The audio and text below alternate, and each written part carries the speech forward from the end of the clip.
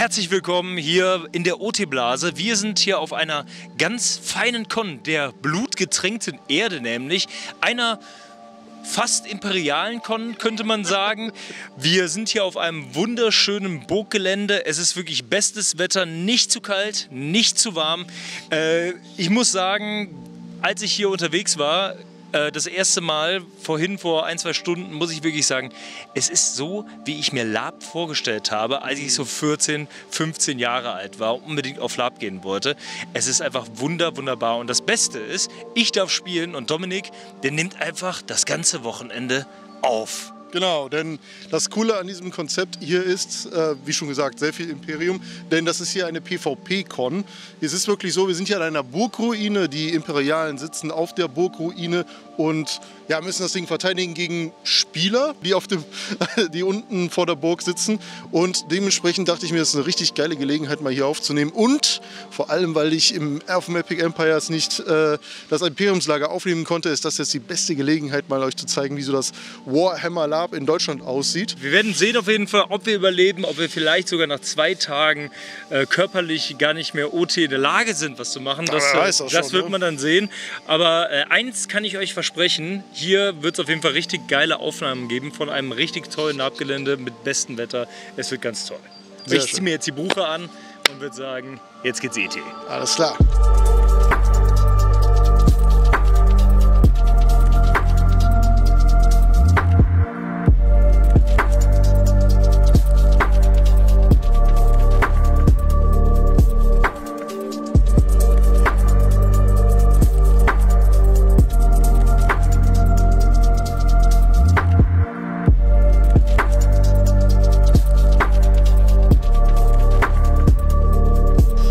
Also es ist jetzt kurz vor der ersten Orga-Ansprache, die wird hier oben stattfinden bei den ganzen Imperialen. Danach gehen wir runter zu den anderen Spielern und machen die andere Ansprache. Ich habe mich jetzt schon so ein bisschen in Position gebracht. Wie gesagt, ich kommentiere jetzt so ein klein bisschen durch. Es wird auf jeden Fall mal eine neue Erfahrung für mich. Ich mache quasi jetzt so ein klein bisschen, ja, man könnte sagen, den Con-Fotografen-Experience. Ja, so kann man das am besten nennen. Auf jeden Fall geht jetzt gleich in ein paar Minuten die Orga-Ansprache los.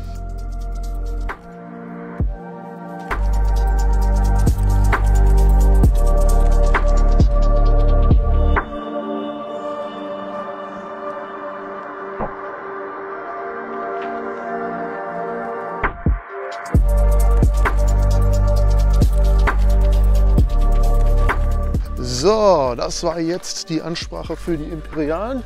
Wir gehen jetzt runter zum Lagerplatz von den anderen Spielern, also den Angreifern.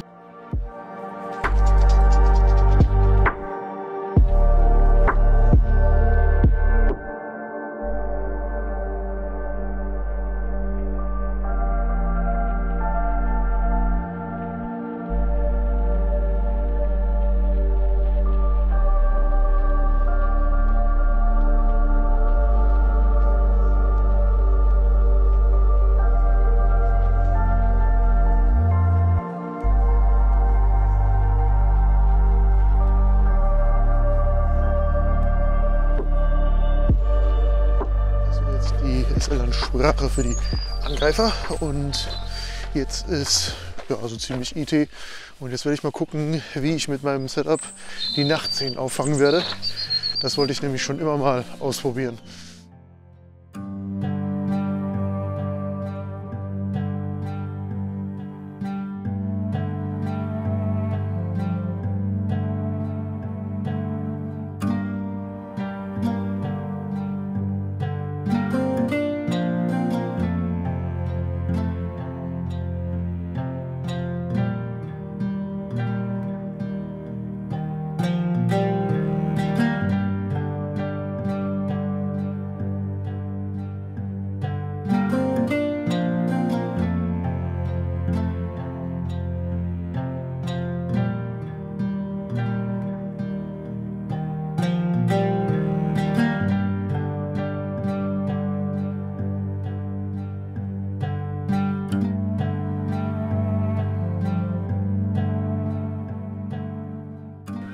Also ich muss auf jeden Fall sagen, selbst wo die Taverne noch nicht so voll ist, ist die Stimmung auf jeden Fall grandios. Also die Taverne sieht richtig, richtig cool aus. Es so ein Teil, wo man wirklich die ganze Nacht drin verbringen kann, auch wenn nicht groß was passiert, weil einfach das halt so eine geile Atmosphäre hat. Was so die Kampfhandlungen angeht, ist noch nicht so viel Action, aber auf jeden Fall wird das morgen sehr, sehr interessant werden, weil die Leute waren auf jeden Fall schon bei der Orga-Ansprache sehr, sehr, ich sag mal, enthusiastisch hier das Ding einzunehmen.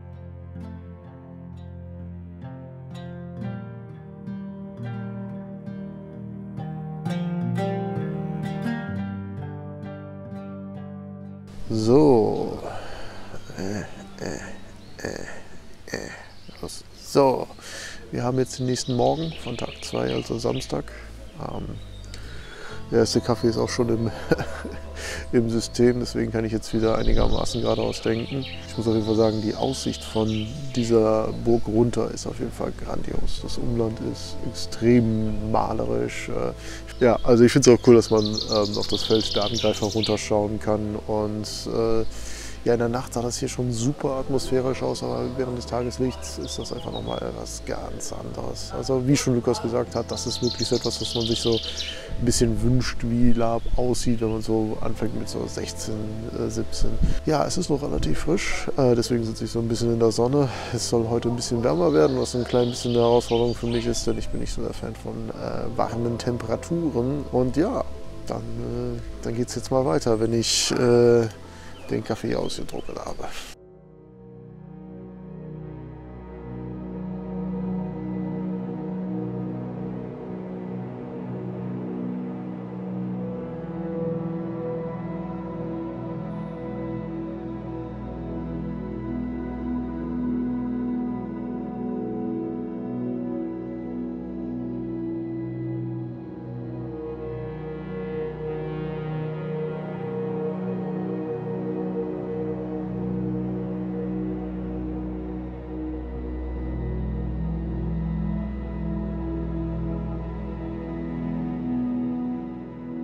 So, die Orga hat mich jetzt mal so ein klein bisschen in Stand gesetzt, was so die nächsten Schritte sein werden. Also so grob in dem Szenario hier. Was auch ziemlich cool ist, was auch sehr hilft, weil es gibt nichts Schlimmeres als das allgegenwärtige FOMO, wenn man Laab-Events filmt. Das habe ich jetzt schon so beim Epic gemerkt. Von daher, es ist noch relativ früh, noch vor 9 Uhr, aber bald geht es dann los und dann haben wir ein paar richtig schöne Szenen, hoffentlich.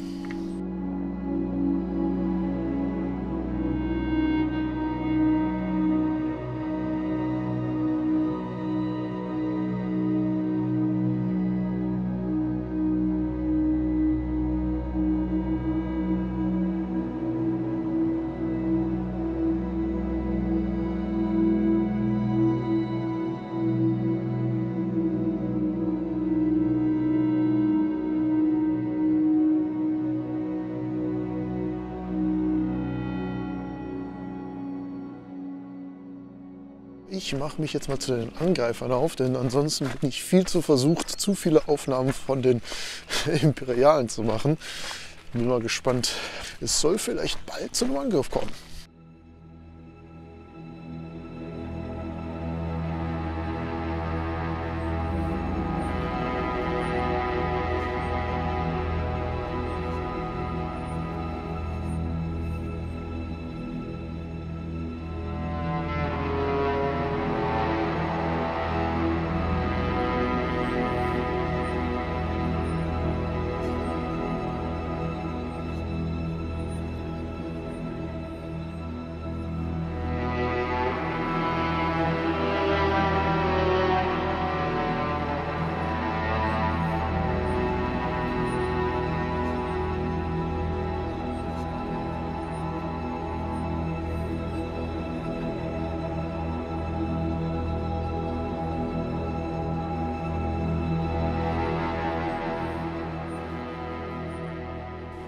So, ich habe mir jetzt einen kleinen Platz gesucht, wo ich hoffe, dass ich die Schlacht gut im Auge behalten kann.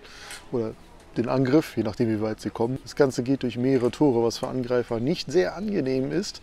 Die SL hat auch schon bei der Ansprache gesagt, dass das hier eine Festung war, die belagert wurde und erfolgreich verteidigt wurde, also wehrhaft ist. Und ich sehe das auf jeden Fall hier. Es ist eine kleine Challenge, weil Imperiale sind sehr langwaffenlastig, also viele Hellebarden, viele Anderthalbhänder, viele Biedenhänder, viele Spieße und sowas in so engen Toren und Wegen. Gucken wir mal, was draus wird.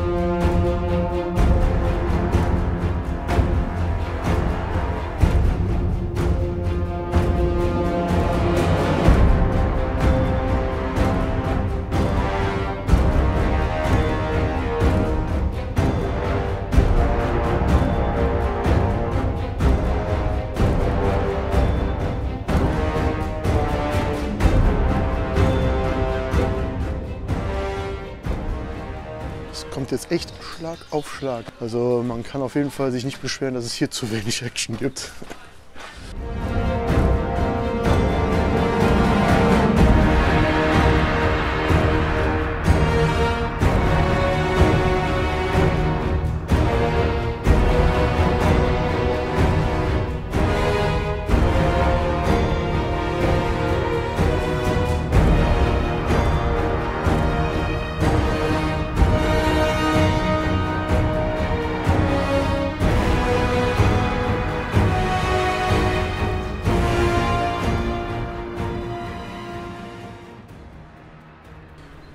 So, es ist jetzt 12 Uhr und die Sache hat sich jetzt so ein klein bisschen beruhigt mit den Angriffen.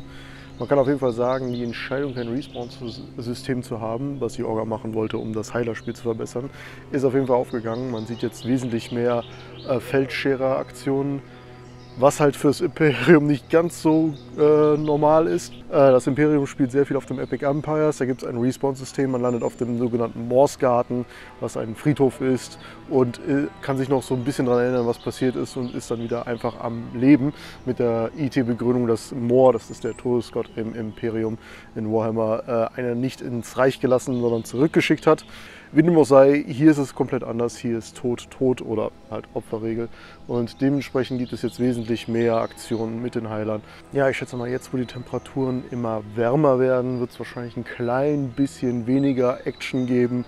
Und gegen Abend wird es dann wieder mal ein bisschen rund gehen, wenn es wieder kühler wird. Ich schau mal, was sonst noch so läuft.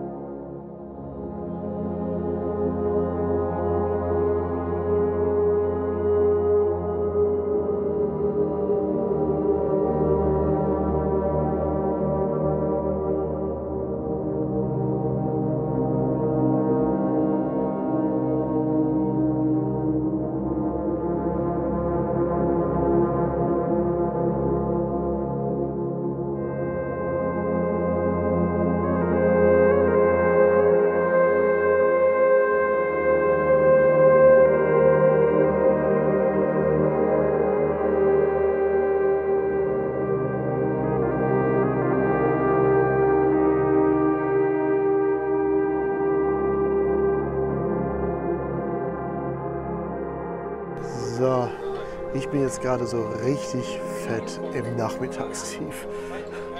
Ich muss wirklich sagen, ich ziehe meinen Hut vor unseren Fotokollegen und Kolleginnen wie Moritz Jendral, Rico Aloa, Marina von Rotten und auch alle anderen, die scheinbar über den ganzen Tag hin in der Lage sind, überall zu sein, um ihre Fotos zu machen. Es ist eine Fähigkeit, die wirklich beeindruckt. Ich habe jetzt schon das Gefühl, dass meine Beine einfach nur noch Baumstümpfe sind, die ich in die richtige Richtung schwinge, um mich dorthin zu bewegen. Es ist ein bisschen interessant, wie so die Dynamik mit den Angreifern ist. Die haben ein paar richtig fiese, ich sag jetzt mal, Champion-Einheiten, wenn man das so sagen möchte. Und halt Vampire und die halten halt mehr aus als ein Mensch. Und dieser Balanceakt zwischen diesen relativ overpowerten Charakteren versus den Imperialen, die wesentlich besser aufgestellt sind, was so Mannkraft und Waffen angeht. Ja, ist auf jeden Fall interessant. Ich bin mal echt gespannt, wie das am Ende ausgehen wird. Ich werde mal jetzt noch mal gucken, dass ich mich ein bisschen ausruhe, um für später fit zu sein, falls noch was passiert. Aber ich bin froh, dass wir hier oben relativ schattig sind und es windig ist. Ansonsten würde ich wahrscheinlich sterben.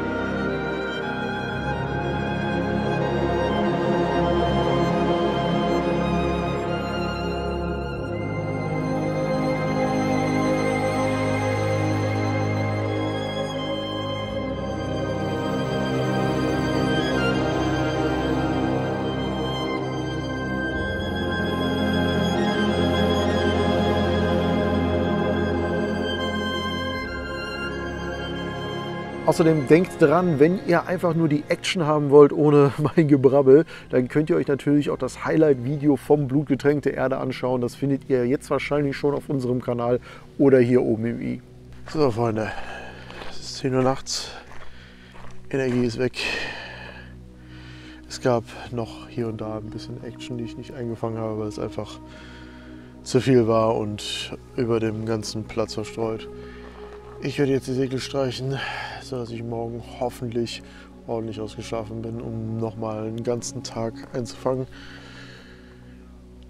Ja, ist auf jeden Fall sehr, sehr schlauchend. Aber es wird sich hoffentlich lohnen, wie ihr jetzt in diesem Video seht. Von daher, die Plackerei ist es wert. Man sieht sich morgen am Sonntag. So, es ist Sonntagmorgen. Ich bin zum Glück ziemlich gut ausgeruht. Was bedeutet, dass ich diesmal auf jeden Fall ein bisschen mehr machen kann als gestern. Gestern war die Luft auch sehr, sehr schnell raus. Das Wetter soll wärmer werden, das wird interessant. Ich werde diesmal ein bisschen mehr von den Angreifern unten aufnehmen, einfach um auch deren Seite zu zeigen. Vielleicht sogar mal eine Schlacht von deren Seite. Könnte interessant sein. Gestern sind noch ein paar Sachen passiert, die ich leider nicht aufnehmen konnte, was ein bisschen schade ist. Aber das ist halt die typische Sache bei so einer Con, wo halt so viel an allen möglichen Ecken und Enden passieren kann. Man kann nirgendwo immer zum richtigen Zeitpunkt sein. Wie dem auch sei, ich mache jetzt mal einen kleinen Rundgang und gucke, dass ich noch ein paar coole Sachen aufnehmen kann.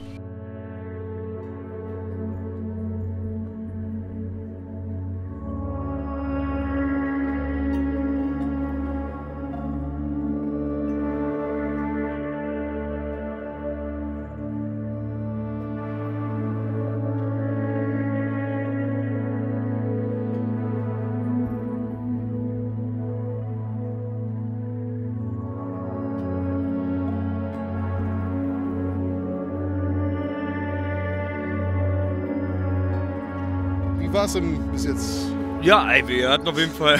So, und was ist Ihre Meinung? Also ich muss wirklich sagen, wir haben ultra viel Spaß. Ich habe ja schon gesagt, die Location ist ja mega geil. Ja, total. Wir haben auch super viel Zeit gestern nochmal in der Taverne verbracht. Da konnte ich meinen imperialen Spielekasten ein bisschen auspacken. Ich arbeite ja an ganz vielen Brettspielen. Da kommen noch ganz viele mit dazu übrigens, wenn es Brettspielfreunde gibt irgendwie. Vielleicht kann man sich da mal vernetzen. Ich finde das nämlich ganz toll. Ich habe nämlich wieder Leute kennengelernt, die auch große IT-Brettspielfreunde sind. Das war auf jeden Fall ziemlich geil. Da wird auch wahrscheinlich bald ein Video zu kommen, ne? Ja, dann mache ich ein Video zu demnächst mal. Ich will ein bisschen meine Brettspielkunst möchte ich gerne mit euch teilen auf jeden Fall. Konnte ich hier auf jeden Fall sehr, sehr gut und wir haben auch ein bisschen gekämpft. Tatsächlich nicht ganz so viel, aber ein bisschen gab es, gestern Morgen gab es ein paar Angreifer, dann haben wir uns ein bisschen verteidigt. Das Gute ist, ich bin nicht gestorben dabei. Das war auf jeden Fall schon mal eine gute Leistung, weil normalerweise, ich bin kein besonders guter Kämpfer und normalerweise bekomme ich da mehr auf die Fresse und ich habe sogar ein paar Leute getroffen. Hey. Das war nicht schlecht, also das war ganz, ganz fein. Man muss sagen, die beiden Lager, die wir jetzt haben, wir haben das imperiale Lager hier oben und unten, so ein gemischtes Lager. Die Angreifer. Die Angreifer, die sind schon sehr, sagen wir mal, sehr gemischt. Da sind viele Leute mit dabei, mit denen wir tatsächlich auch ein bisschen Spaß hatten. Wir hatten gestern noch so eine Kommandoaktion, da wurden wir eigentlich ganz gut bewirtet zwischendurch mal. Da haben wir diese Leute dann heimlich noch eingeladen auf die Burg, das war ganz schön. Aber ansonsten merkt man auf jeden Fall, wir haben halt hier ein sehr, sehr homogenes Konzept und da unten ist es bei den Angreifern ist es wirklich sehr, sehr gemischt. Ich denke mal, das sieht man auch sehr gut auf den Bildern. Ja, ich hab das auch selber auch schon gesagt, es ist halt... Der Vergleich ist vielleicht ein bisschen unfair, weil du hast ja hier quasi mehr oder minder einfach nur das Imperiumslager aus dem Epic, wo wirklich alles aufeinander eingestimmt ist, von der Struktur über das Aussehen bis hin zum Leben miteinander. Ja. Von daher würde ich da auch nie sagen, jetzt die da unten sind schlechter, einfach nur weil es jetzt ein etwas zusammengewürfelter Haufen ist, der einfach nur nebeneinander zeltet. Es ist einfach eine andere Welt. Ja, man merkt aber jetzt, wenn man das Ganze jetzt mit dem Epic vergleicht beispielsweise, da hast du natürlich immer diese Konzeptlager und die sind leichter anzuspielen, als wenn du so eine durchwürfelte Gruppe hast. Ich glaube, das ist so ein bisschen die Krux vielleicht.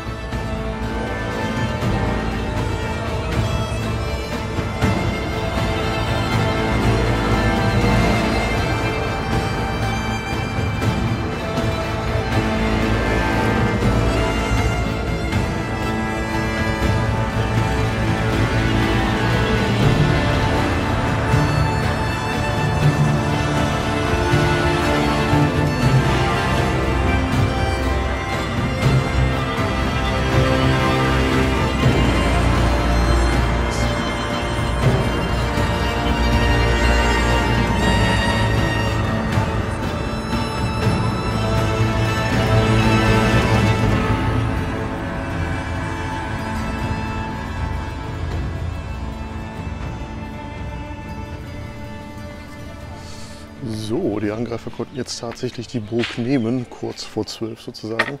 War eine super chaotische Schlacht. Es ging wirklich in allen möglichen Ecken und Enden los, von Ausfalltor bis Haupttor und so weiter. Aber ja, jetzt bin ich gespannt, wie das Ganze halt zu Ende geht, weil, um ehrlich zu sein, ich war eigentlich relativ davon überzeugt, dass die Burg gehalten werden konnte. Aber das ist halt Lab, da kommen Dinge halt mal komplett anders. Und deswegen mal schauen, wie sie jetzt das Ganze auflösen.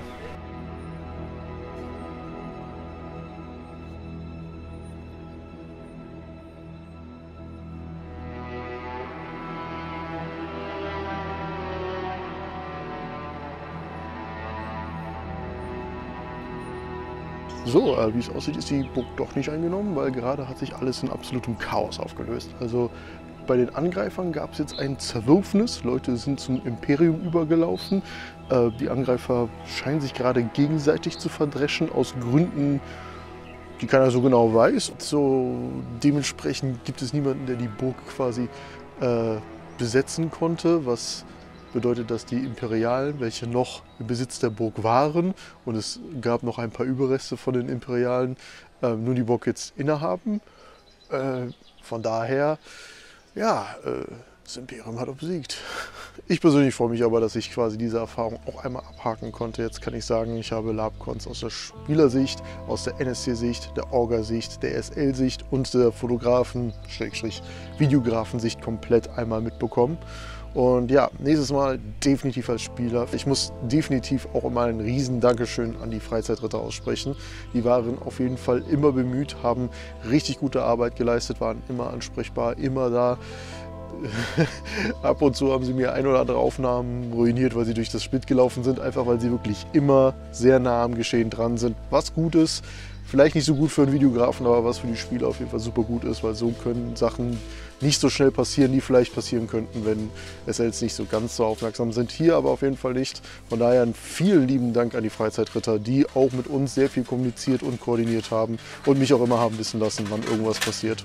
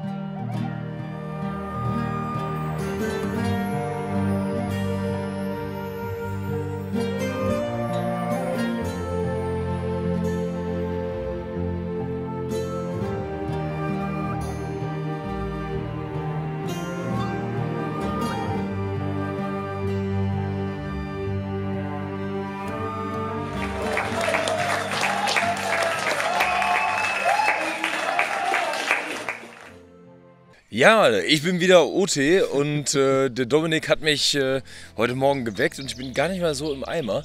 Ja. Wie geht's dir denn, Dominik? Ja, ich hatte gestern wirklich das Gefühl, dass ich mindestens genauso kaputt war wie du, weil ich habe, glaube ich, gefühlt 5-6 Kilometer alleine um diese Burg herum zurückgelegt. Also ist auf jeden Fall ein sehr, sehr lauflastiger Job, hier alles zu filmen. Ja, ich meine, das ganze Gelände ist halt auch wirklich sehr bergig, muss man sagen. Und gestern Abend hatten wir noch einen Kulturabend, der natürlich auch ein bisschen an den Kräften gezehrt hat. Aber jetzt sind wir auf jeden Fall sehr, sehr zufrieden und ich glaube, langsam geht es dann wieder ab nach Hause. Genau, und wie gesagt, es kommt jetzt hiervon den Vlog, den ihr jetzt gerade sehen werdet, aber auch das Highlight-Video, schaut da mal ins i, das wird danach wahrscheinlich auch rauskommen und dann seht ihr wahrscheinlich noch mehr Material von dieser Con später in einem anderen Video. Und ja, wenn euch das gefallen hat, dann natürlich lasst uns ein Like und ein Abo da und man sieht sich beim nächsten Mal, ne? Macht's gut, schwing den Hut. Ciao.